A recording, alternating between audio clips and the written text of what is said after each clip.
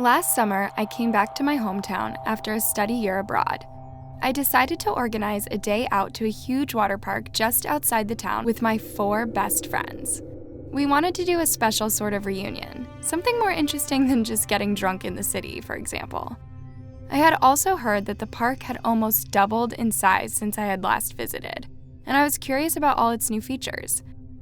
As it turns out, my experience there was so traumatic, I never stepped into another water park again. We went to meet in the early morning, as the summer sun can be really tough after midday. But one of my friends, Addie, was supposed to pick us up with her SUV, and she called me at 10 a.m. to tell me she'd just woken up. I said fine, we were just going to be 3 hours later than intended, but there wasn't anything any of us could do. Addie was the only one with a car big enough for the 5 of us, plus all our accessories. By the time we got to the water park, it was loaded. Hundreds of teens were screaming and splashing each other, and the sun was burning our faces. So we decided we'd get a drink and wait for the sun to go down a little bit before we got on the water slides. We went to the bar, got some colorful and accessorized drinks, and sat on lounge chairs under the umbrellas. The park was really busy, so we couldn't find 5 lounge chairs next to each other. I sat next to Gerard, my oldest friend, and the other 3 went to find chairs elsewhere. Gerard and I chatted for a bit. Then I closed my eyes for a minute and enjoyed the music and the people laughing in the background. When I opened my eyes, I turned towards Gerard to ask him something, but he wasn't there. How long was I there with my eyes closed? I got up and started looking for him. He wasn't on any of the lounge chairs, and he wasn't at the bar either. After all, we had just gotten a drink minutes before. I got a bit worried, so I took my towel and my bag, and I went inside the water slide area in the center of the park.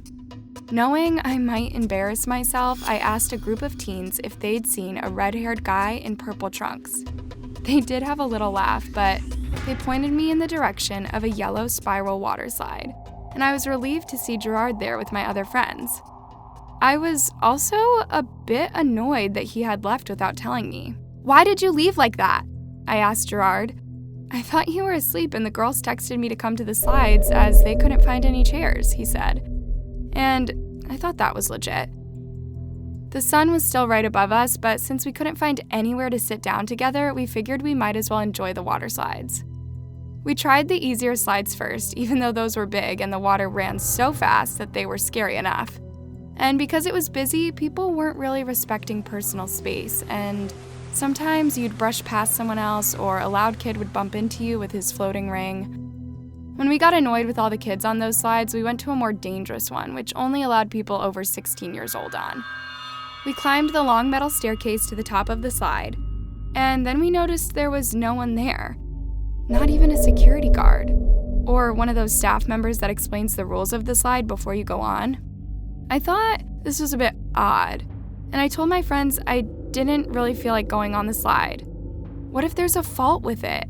I asked, but Addie was confident there couldn't be. "If there was, they would have put up a sign, right?" Then Gerard hopped on the slide and said, "I'm just glad there's no one pushing me here. Here we go." And he went down the slide with a joyful squeak. My other friends, Pam and Maddie, figured if Gerard is okay, they'd just go after him down the slide.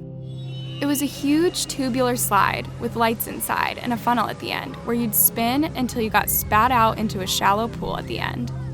We couldn't see Gerard until the end as the slide was very tall, but everything seemed all right, and Addie decided to go next. She hopped onto the slide and told us she'd meet us at the bottom. Maddie was just getting ready when we heard a horrible shriek come from Addie. I'd never heard her scream like that. She was a pretty tough girl, so I felt a big knot in my stomach when I heard her. Something bad had happened. We rushed down the metal staircase and ran to the pool. Addie had a cloud of blood around her in the pool, and Gerard was shouting for someone to come help. Apparently the slide did have a fault, a big one. One of the metal fragments in the funnel had detached from the others, and a sharp, rusty corner was lifted into the air right before the exit into the pool. Addie caught her arm on the corner and cut herself from her shoulder to her wrist. It was such a deep cut that blood kept pouring at a very fast pace, and Addie was barely even conscious anymore. Before long, the water park staff came and took Addie out.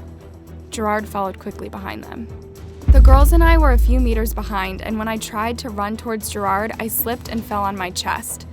Of course, the floor was wet. Gerard turned and saw me flat on the floor and shouted at us, "Stay a while longer, I'll take Addie to the hospital. You girls have fun and I'll be back with her car to pick you up later." I wanted to be with Addie at this horrible time, but they were already ahead of us and I didn't want to slow them down. By the time we got all of our stuff together and got to the car, Addie could have lost a lot of blood. So Pam, Maddie, and I gathered our towels and bags and sat down for a bit to process what had happened. Many people had seen the scene and were put off by all the blood. Some families with kids left, some looked at us weirdly, as if judging us for what happened. I did point out that the slide could have been faulty, so I didn't feel exactly guilty. I felt bad though, and I wasn't really in the mood for more water slides. But Maddie felt differently. She said we planned this months ahead and that we were there for a few more hours anyways until Gerard could pick us back up with Addie's car. So she suggested that we have a snack and get back on the slides. I thought that was a pretty rational plan, so that's exactly what we did. Unfortunately, by the time we finished our snack and returned to the slide zone, new waves of people had come in and it was as busy as when we first got there. We pushed our way through excited groups to get to the fun water slide area, but it was all a bit much for me. So I left and went to the general swimming pool. Pam saw this and followed me. She asked if I was okay, and I said I just felt like I couldn't breathe in there with all those people. As we were in the pool chatting, Maddie came too and asked us to get out and go to the slides. "Isn't that what we came here for?" she asked. "I guess so, but after what happened to Addie, I don't know if I want to be on the slides again," I replied. "All the more reason to do it," Maddie said. She said we had to do at least one good ride to forget about Addie's accident and create some good memories from the day too. Again, I thought her argument was very rational, so I got out of the pool and followed her to a huge slide in the middle of the area. It was the biggest slide of all, a giant network of narrow, wavy tubes going all around the water slide zone. I have to admit, I was pretty excited. As we were climbing the long set of stairs to the top, we heard an announcement on the park speakers. It was 15 minutes to closing time. The girls and I agreed that we would finish that ride and head to the exit and wait for Gerard there. The stairs felt endless. I got to the top exhausted and ready to get it over with. I hopped into the slide and let go of the edges. Just as I was starting to go down, I saw a huge teenage boy hop right behind me, much sooner than he was allowed. The guard shouted at him to wait, but he'd already let go of the slide and was sliding very fast towards me. I yelled at him to slow down and hoped for the best. The slide was very fast and I felt like I was losing control of my grip. I couldn't use my arms to slow down, as I would just get hurt at that speed.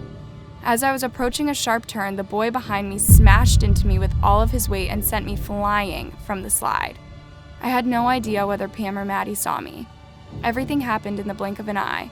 I flew into the air, hit a metal structure with my shoulder, and fell down. I passed out. When I woke up, I had no idea how long I'd been out for. It was dark and quiet. I lifted my head and a sharp pain went through my whole body. I had to find out how injured I was. I tried to stand up, but I felt an even more intense pain in my leg. I couldn't see much, so I touched it and realized I had broken my ankle. As soon as I became aware of this, the pain got even worse. It was unbearable, and I was all alone in the water park in the middle of the night. I began wondering what happened to Pam and Maddie. How did they leave without me?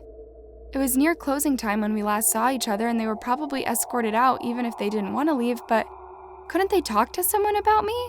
Why didn't the water park staff look for me? My head was filled with these thoughts, and I started feeling abandoned and betrayed by my friends. It was a terrible feeling, and I started feeling guilty for leaving Addie with Gerard and staying behind. I felt like maybe I deserved this outcome. I looked around me to see if I recognized anything familiar. It was dark, but I was hoping my eyes would get used to it. However, all I could see was a complicated metal structure. Parts of slides, from what I could make out. I was definitely not on the floor, but jammed somewhere between the top and bottom of the huge slide.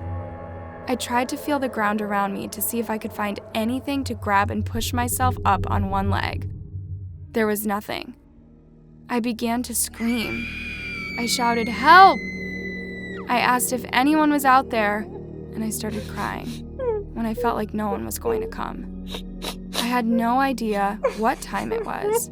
I had no idea where my friends were, and I was in awful pain, with no hope of jumping off wherever I was. I laid there where I was. I couldn't scream anymore, and I didn't feel like there was anything I could do but wait for the water park to open again and hope that I didn't have a concussion. I have no idea how many minutes or hours passed while I was in this half-conscious state. I was trying to go to sleep till morning, but I couldn't as the pain kept me awake. It was the worst night of my life. Suddenly, I heard a noise. Maybe steps, I thought, but it was too far to tell. Then I heard them. Pam and Maddie were calling my name, and I was filled with hope. I called their names too and saw a flashlight coming from one of their phones. "Oh my God, you're okay!" Pam shouted. And now I realized how high up I was. There was some 15 feet below me on the ground. I was on a metal platform with holes in it, and I could see my friends through it. "I've broken my ankle, I can't come down on my own," I told them. It wasn't over yet. In fact, this was when fear completely overtook my body. I felt frozen, like I couldn't move at all. I felt that everything I could do would result in me falling to my death. There was no way I could climb down that structure in complete darkness with a broken leg. But my friends weren't giving up. Pam lit the way, and Maddie climbed on the frame, all the way up to me. I slowly climbed on her shoulders, and she began to descend. For a second, it felt like we would fall. Maddie's ankle slipped off the structure, and I thought we were falling backwards, but she quickly gripped the bars with her hand, and we made it safely down to the ground, where we all hugged. Now that I was somewhat safe, my head began clearing, and I had a lot of questions. "How come you're still here?" Pam said, "We realized you never made it off the slide, so we hid inside the park until closing to come find you." I was glad to hear they didn't abandon me as I once thought. "What about Gerard? How come he didn't come pick us up?" "He did," Maddie laughed nervously, "but he couldn't get through to us. Both of us had lost our phones while we were desperate to find you. We ended up finding them at lost property less than an hour back." And then I remembered, oh, yeah, what time is it? It was 4 a.m., close to sunrise. I must have been out for a long time. I felt tired and sad about how the day had turned out. The girls hadn't even called Gerard yet, and we didn't know how Addie was either. The pain in my leg was unbearable, so I asked the girls to put me down right there and call 911. I didn't want to move one more muscle today. When we finally got to the hospital, Gerard was already there tending to Addie. She had to have her arms sewn shut, so she was still out from the anesthetics. Gerard was very happy to see me in one piece. He was worried sick about the three of us disappearing like that. He even told Pam and Maddie off for not calling 911 sooner. So much for our fun reunion. Needless to say, when our families found out about our water park adventure, they were beyond outraged. Addie's parents sued the park for having a faulty slide, and our story became so popular on social media that it led to the park to adopt much stricter rules when it comes to personal space on the slide. I suppose the silver lining helped many people, but not me. I couldn't visit water parks ever again. Well, I hope your water park memories are happier ones. I also hope you're not completely traumatized by this story and that you'll still be up for a water park ride in the future. In any case, why not check out the other horrifying stories? They get even nastier. Before you leave, make sure to like the video and subscribe to our channel.